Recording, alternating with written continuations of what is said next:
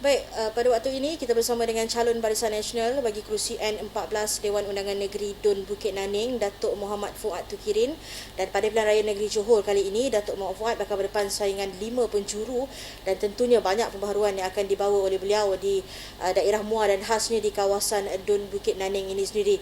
Dan untuk itu kita mungkin boleh terus saja bersama dengan Datuk Muhammad Fuad. Baik Datuk, terima kasih kerana sudi bersama dengan Astro Awani. Datuk, hari ini saya akan um, um, bertanya kepada Datuk beberapa soalan dan mungkin Datuk boleh kongsikan dahulu kepada penonton Astro Awani apa antara visi dan juga misi utama yang Datuk akan bawa di kawasan Dun Bukit Naning ini khususnya Datuk. Okey, terima kasih Astro Awani kerana menjemput saya pada hari ini.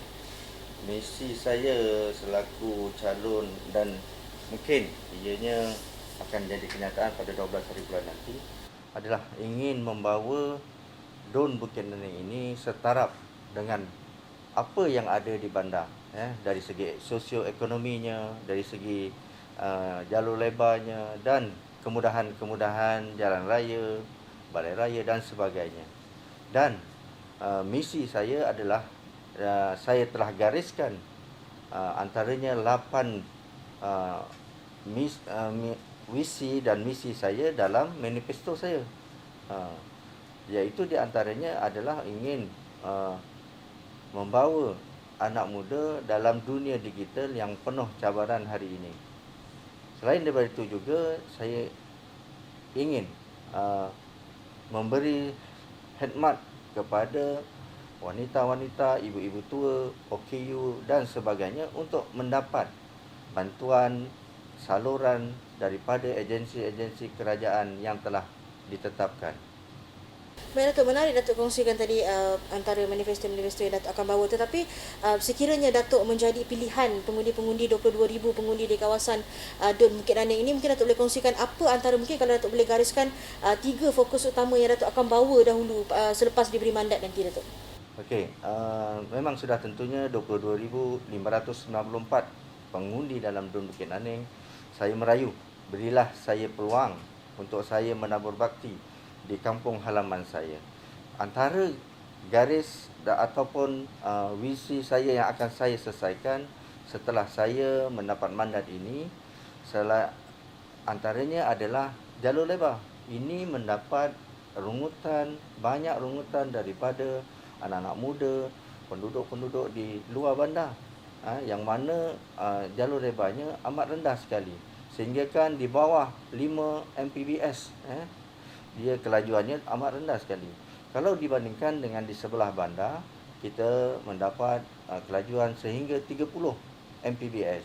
Oleh itu, saya rasa terpanggil dengan apa yang saya ada pengalaman ini bekerja di Kementerian Komunikasi, dan saya akan bawa apa jua permasalahan berkaitan dengan internet ini. Percayalah, saya boleh melakukannya. Selain daripada itu juga, saya juga berpengalaman selama 4 tahun menjadi pengurusi penyelaras Dun Bukit Naning ini, dan banyak perkara-perkara yang saya selesaikan, antaranya orang-orang tua, orang-orang yang kurang kelainan upaya dan sebagainya dapat saya santuni. Dan juga semua sudah tahu bahawa di Dun Bukit Naning ini, khususnya di Mukim Air Hitam, yang mana rata-ratanya 63% penduduknya di kalangan orang-orang Melayu. Sudah pastinya ianya membuat dari segi sosioekonominya adalah berteraskan pertanian. Jika pertanian, mestilah pada hari ini go digital ini amat perlu sekali untuk memasarkan barang-barang pertanian supaya ininya lebih efisien, lebih maju dan lebih menguntungkan. Antara perkara-perkara yang saya lihat pada hari ini adalah kerajaan telah menubuhkan satu pusat ekonomi digital keluarga Malaysia, yang mana insya-Allah saya akan upgradekan pusat internet ini untuk kemudahan bagi penduduk-penduduk di Dun Bukit Naning ini.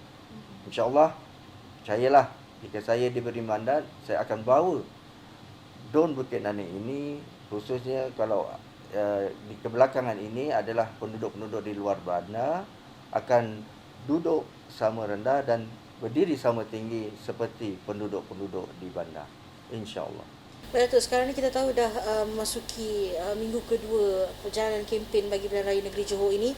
Jadi mungkin Datuk boleh kongsikan dari segi momentum gerak kerja dan juga strategi Datuk memasuki minggu kedua ni. Adakah Datuk dah mula bertukar ke gear 5 atau bagaimana Datuk? Alhamdulillah, hari ini saya mendapat sokongan padu daripada komuniti yang telah saya kunjungi, iaitu Walkabout, yang mana saya hampir 65% mengunjungi pengundi-pengundi daripada di Dun Bukit Naning ini, dan saya menerima feedback yang baik, dan saya pun tidaklah berkata ianya amat mudah kerana lima penjuru ini amat berhati-hati sekali, kemungkinan akan berlaku, tetapi saya penuh percaya penduduk dalam Dun Bukit Naning akan memberi saya peluang berdasarkan pengalaman saya menjadi pengusi penyelaras khas Dun Bukit Naning, dan antaranya saya dilahirkan di air hitam, iaitu anak jati Dun Bukit Naning. Saya dibesarkan di air hitam dan saya mendapat pendidikan awal di air hitam. Oleh itu, saya ingin mencurah bakti saya kepada tempat kelahiran saya.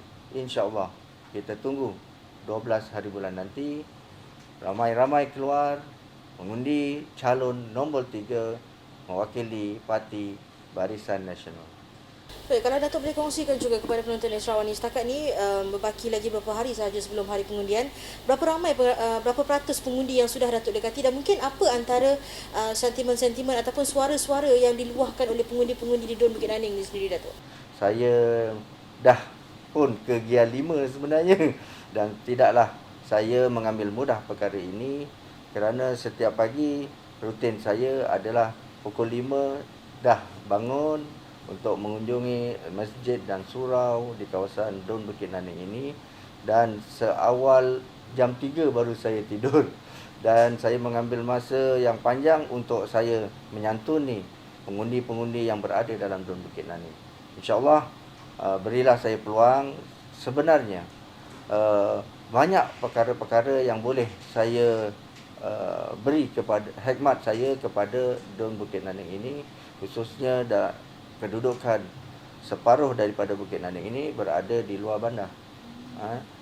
Mudah-mudahan jika saya diberi mandat, saya akan lebih lagi berusaha untuk memodernkan kawasan kampung ini setaraf seperti penduduk di bandar. Jadi kita tahu pada pilihan raya kali ini Datuk akan berdepan saingan 5 penjuru, dan antaranya termasuk Datuk akan menentang penyandang kerusi Dun Bukit Naning ini sendiri, Datuk.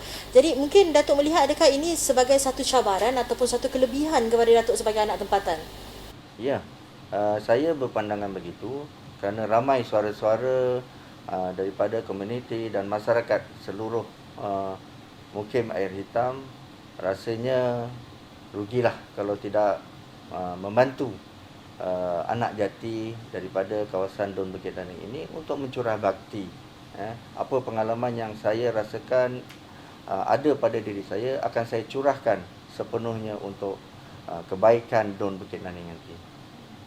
Datuk, kita tahu bahawa pada pilihan raya kali ini baru sahaja lepas berapa bulan daripada pilihan raya di Melaka baru-baru ini, dan kali ini pilihan rayanya beralih pula, anginnya bertiup pula ke Johor ini, dan menjadi cabaran kepada semua calon tentunya, jentera parti dan juga calon-calon, untuk memastikan pengundi-pengundi ini pulang menunaikan tanggungjawab mereka. Datuk sendiri mungkin seperti Datuk sebutkan tadi, ramai pengundi-pengundi Dun Bukit Naning ini berada di luar. Jadi mungkin Datuk ada strategi Datuk sendiri untuk pastikan pengundi-pengundi yang 22,000 pengundi yang layak mengundi di Dun Bukit Naning ini pulang menunaikan tanggungjawab mereka, Datuk. Saya berpendapat dan saya rasa dengan adanya media-media massa daripada kerajaan dan juga swasta, kesedaran mengundi ini amat tinggi sekali. Lebih-lebih lagi keadaan sebelum ini nampaknya tidak stabil. Jika kerajaan stabil, maka kemakmuran akan kita laksanakan. Oleh itu, anak-anak muda yang berada di luar, bekerja dan sebagainya, saya rasa ianya akan terpanggil dengan mod yang ada pada hari ini. InsyaAllah anak-anak muda akan terus berdoyong-doyong kembali ke tempat di mana mereka akan mengundi dan seterusnya memberi mandat kepada kerajaan ataupun parti yang boleh membawa kesejahteraan kepada anak muda dan juga penduduk dalam kawasan masing-masing. Kalau Datuk boleh kongsikan juga, kita tahu Dun Bukit Naning ini lokasinya lebih kurang boleh dikatakan di pinggir daerah Muar ni, lokasi lebih kurang 30 ke 40 kilometer ke Bandar Muar, ke Pekan Muar. Jadi mungkin tawaran Datuk, kalau kita tahu pada pilihan raya kali ini juga pengundi mudanya bertambah, lebih kurang 750 pengundi baru. Undi 18 yang pertama kali diadakan dilaksanakan di Johor ini. Jadi strategi Datuk untuk dalam memberi fokus kepada isu belia itu sendiri bagaimana Datuk? Okey, tentang belia pula, saya berpendapat hari ini belia terombang-ambing. Kalau kita lihat sebelum ini 22 bulan belia tidak dikesahkan. Hari ini belia rasa memberontak. Tetapi saya ada solution. Setelah saya turun ke akar umbi, belia-belia ini mohon seperti padang futsal, padang permainan dan sebagainya yang sebelum ini tidak ditunaikan oleh Pakatan Harapan. Oleh itu, kita selaku wakil daripada Parti Barisan Nasional telah terbukti sekian lama menyantuni anak-anak muda, menyantuni orang-orang tua, menyantuni orang-orang kurang kelainan upaya dan sebagainya. Dan kita telah terbukti bagaimana kita mentadbir negara ini dengan jayanya. Dan ianya tidak lebih dan tidak bukan untuk kesejahteraan rakyat keseluruhannya.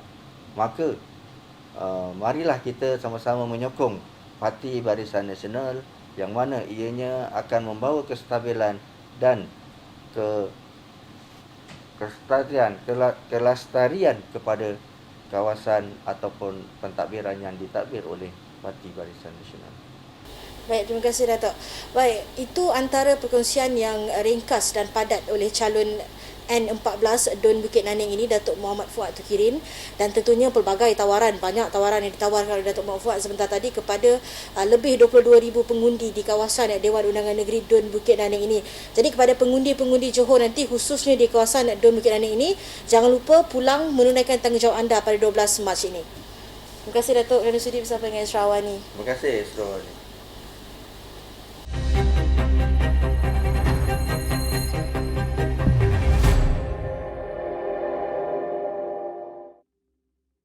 Baik, untuk segmen Johor Memilih hari ini, saya memilih untuk turun ke kerusi Dewan Undangan Negeri Johor Jaya, yang mana ini merupakan antara satu daripada dua kerusi DUN yang terletak di bawah Parlimen Pasir Gudang. Dan saya berkesempatan ataupun saya memilih untuk turun ke sini kerana difahamkan beliau yang akan mewakili parti DAP dan Pakatan Harapan untuk kali ini adalah penyandang selama dua penggal berturut-turut, iaitu YB Liew Chai Tung, yang mana pertama kali memenangi kerusi DUN ini ialah pada 2013 dan mempertahankannya pada 2018 waktu pilihan raya umum, dan dengan majoriti sebanyak 16,777. Dan juga di sewaktu era Pakatan Harapan memerintah negeri Johor ini, YB Chai Tung juga merupakan antara ahli majlis kerajaan negeri, yang mana beliau memegang dua portfolio ketika itu, iaitu Exco Pembangunan Wanita, Keluarga dan Masyarakat serta Exco Pelancongan. Pertamanya, YB, terima kasih banyak kerana bersama Esrawani.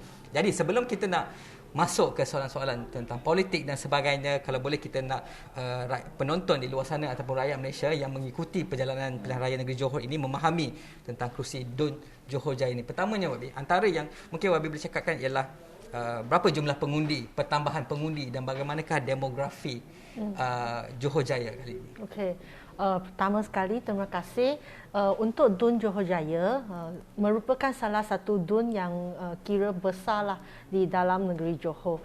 Kalau kita lihat dari segi pengundi, pada tahun 2018 di Johor Jaya terdapat 61,000 pengundi, dan kali ini selepas pertambahan pengundi, DUN Johor Jaya terdapat 91,000 pengundi. Ini termasuk pengundi yang berumur 18 ke atas.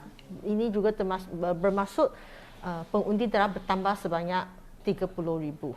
So dari segi demografi, untuk pengundi Melayu adalah lebih kurang 40%, pengundi Cina adalah 46%, dan termasuk jugalah kami ada pengundi dari Sabah, Sarawak, dan juga yang kaum India dan lain-lain. Jadi boleh kata ini adalah kerusi urban Ya. Tetapi dengan demografi yang bercampur-campur, cabarannya juga berbeza kalau berbanding dengan kerusi luar bandar ataupun kerusi yang betul-betul sentrik bandar. Jadi antara permasalahan di Johor Jaya ini, kita tahu apabila ada pembangunan pasti akan ada masalah infrastruktur dan sebagainya. So dari segi infrastruktur, saya telah memantau lah, boleh kira memantau beberapa isu yang paling penting dalam Dun Johor Jaya yang berkenaan dengan Dun Johor Jaya. Sebagai contoh, selama saya menjadi wakil rakyat di Dun Johor Jaya sejak tahun 2013, isu lebuh raya Pasir Gudang itu merupakan satu isu yang berkaitan dengan penduduk di sini, terutamanya kepada pengguna jalan raya. So projek menaik taraf isu lebuh raya Pasir Gudang ni sudah lama apabila projek ditangguhkan. So tanggungjawab saya pada penggal pertama adalah untuk memastikan projek ini dilaksanakan dan habis dalam waktu yang ditetapkan. So saya selalu memantaulah, membawa suara tersebut dalam sidang dewan. Dan seterusnya, selain daripada projek lebuh raya Pasir Gudang, juga terdapat juga projek pembinaan hospital Pasir Gudang. Ini kedua-dua ni merupakan isu yang paling besar lah, yang berkaitan dengan kehidupan harian penduduk sini. Sebagai contoh untuk isu hospital Pasir Gudang juga sudah lama dijanjikan oleh Kerajaan Barisan Nasional. Setiap kali dah berapa kali pecah tanah, lepas tu projek itu tidak dilaksanakan, tidak bermula. So apabila kerajaan PH memerintah di negeri Johor, kami telah pun memastikan semua kerja-kerja untuk bermula projek ini dibina. Okey. 2018 punya sentimen berlainan. 2022 punya sentimen berlainan. Pada 2018 Wabi berhadapan dengan saringan 3 penjuru. Kali ini 4. Kali ini 4. Jadi adakah sentimen 2018 itu akan berulang kali ini? Sentimen suasana politik memang berbeza lah kalau kami nak bandingkan bagi tahun 2018 dengan tahun 2022. Pertama sekali, sekarang semua yang lebih prihatin adalah sekarang ni waktu pandemik, waktu COVID. Namun berita yang baik adalah apabila saya walkabout dalam kawasan, ramai juga kata mereka akan keluar undi mengikut masa yang ditetapkan oleh SPR. Ini salah satu berita yang baiklah. Tetapi terdapat banyak cabaran juga. Di Johor Selatan ni, kami mempunyai ramai penduduk yang bekerja di Singapura. So bagi saya, pengundi yang kerja di Singapura, mereka tidak semestinya dapat balik untuk mengundi, dan bagi undi pos tu sambutan pun kurang baik. Saya boleh katakan kurang baik. Seluruh negeri cuma 7,000 lebih yang mendaftar sebagai pengundi pos. Apabila kami walk about dalam Dun Johor Jaya pun ramai yang tanya, mereka sekarang nak daftar undi pos. Itulah apa masalah yang timbul adalah tempo bagi pendaftaran ni sangat pendek, sangat singkat. So ramai yang mereka sebenarnya tidak tahu apabila mereka nak daftar, deadline dah lepas. So ini memang akan pengaruhkan undi yang pada 12 hari bulan Mac. Okey. Apabila kita melihat kempen-kempen ataupun ceramah yang dijalankan oleh pihak Pakatan Harapan termasuk DAP, kita juga seringkali melihat antara isu yang dimainkan ialah isu anti rasuah. Yang mana pada 2018 juga rasuah, tetapi menyebut tentang spesifik punya entiti. Kali ini juga menyebut tentang anti rasuah, tetapi ada perdebatan yang mengatakan bahawa ada different pandangan yang mengatakan untuk pilihan raya negeri isunya sepatutnya lebih lokal. Untuk pilihan raya umum isunya mungkin lebih peringkat nasional. Jadi bagaimana untuk mengimbangi, kita masih tetap kena bawa mesej anti rasuah, pada masa sama juga kita kena tetap memikirkan masalah-masalah very local ni, Babi. Jalan tak berturap lah, lampu lah, semua ni macam mana? Tidak kira sama ada PRN ke PRU. Saya anggap semua isu tu isu yang penting. So kami tak boleh katakan kami menghadapi PRN sekarang ni kami tak bawa isu nasional. Sebab selepas PRN semua memang tahu, selepas PRN sekiranya Barisan Nasional atau UMNO menang besar dalam PRN kali ini, dalam masa yang singkatlah kami anggap akan mengadakan pilihan raya umum. So ramai juga yang mereka tak faham. Mereka ingat, oh saya tak nak undi sekarang, mungkin PRU baru mereka undi. Tetapi bukan apa yang berlaku sekarang ni. Sebab apabila kami telah undi untuk PRN, pada PRU yang akan datang, kami tidak akan undi untuk negeri lagi. So isu tu memang pandangan saya memang kena bawa sekali. Okay. Kali 2018 3 penjuru, kali ini 4 penjuru. Ramai yang memberi metafora seperti ibaratnya kalau dalam gelanggang gusti itu tidak ada lawan, tidak ada kawan, semuanya akan menyerang antara satu sama lain. Ini juga katanya sebagai cerminan yang mungkin akan terjadi pada PRU yang akan datang. Adakah itu benar? Untuk 4 penjuru kali ini saya menghadapi 4 penjuru memang satu cabaran yang besar lah. Tadi kami sebutkan untuk pengundi pos, ada yang bekerja di Singapura dan masalah COVID yang tidak dapat keluar undi. So dalam situasi 4 penjuru ni akan berlaku mungkin undi tu akan dibahagikan antara 4 parti. So inilah salah satu cabaran yang kami akan hadapi dan itulah yang kami sekarang ni walkabout dalam kawasan supaya mengingati penduduk di sini, parti-parti yang bertanding sekiranya sebab PRN ini bukan sahaja kami nak menangkan satu kerusi, hasrat kami memang menjadi balik kerajaan. So tidak ada gunanya kalau bukan undi untuk satu gabungan tetapi untuk satu parti sahaja atau untuk seseorang sahaja. Pada pilihan raya negeri yang lepas, kita dapat melihat Sabah, Sarawak dan juga Melaka. Kita dapat lihat sedikit sebanyak dari segi keputusan, walaupun kita boleh argue yang mengatakan bahawa sebabkan lower turnout maka keputusan yang begitu. Tetapi secara kasarnya kalah itu kalah. Kerusi yang dah kalah. Jadi ada penurunan dari segi DAP, penurunan kerusi. Jadi adakah situasi di negeri-negeri sebelum ini akan berlaku di Johor? Kita nak bertanya tentang prestasi DAP. Okey, setiap negeri ada isu negeri sendiri yang berbeza. Walaupun kami ada isu persekutuan, tetapi setiap negeri menghadapi isu sendiri. Sebagai contoh di negeri Johor, isu yang paling besar untuk kami adalah pengundi di luar negara. Ini merupakan isu yang paling concern kami. So saya tidak anggap apa yang berlaku di luar di negeri lain sebagai contoh Melaka ke Sarawak akan berbeza. Sebagai contoh, mungkin masa di Melaka bukannya semua sudah dapat booster. So sekarang dah ramai yang sudah dapat booster, mungkin juga akan menggalakkan mereka untuk keluar undi. Mungkin boleh cakap sekarang YB juga pengalaman 2 penggal adun, pernah menjadi pengalaman. Ada pengalaman sebagai exco, maksudnya dalam majlis kerajaan negeri. Harapan untuk memasuki penggal ketiga ini, because defending is much more tougher daripada YB nak rampas, tapi untuk mempertahankan itu lebih susah YB. Ya. Walaupun sudah 2 penggal saya menjadi wakil rakyat di DUN Johor Jaya, setiap kali saya bertanding menghadapi cabaran yang berbeza. So dalam 10 tahun yang lepas ni, mungkin 9 tahun lah yang lepas ni sebagai wakil rakyat, bagi penggal pertama adalah sebagai adun pembangkan. Yang untuk penggal kedua, separuh tu jadi adun kerajaan dan the another 20 months adalah sebagai adun pembangkang juga. Tetapi semuanya tidak sama. Dalam penggal pertama, peranan saya menyuarakan suara rakyat, dan lebih baiklah apabila kami menjadi kerajaan memerintah di negeri Johor, kami dapat mengubah dasar, terutamanya semasa saya memegang jawatan portfolio pembangunan wanita, keluarga dan masyarakat dan juga pelancongan. Kami dapat melaksanakan tanggungjawab kami dengan lebih sempurna sebab kami dapat mengubah dasar. Inilah salah satu perbezaan lah. So bagi kawasan saya di DUN Johor Jaya, semasa kami dalam experience saya dalam Johor Jaya telah membawa beberapa perubahan.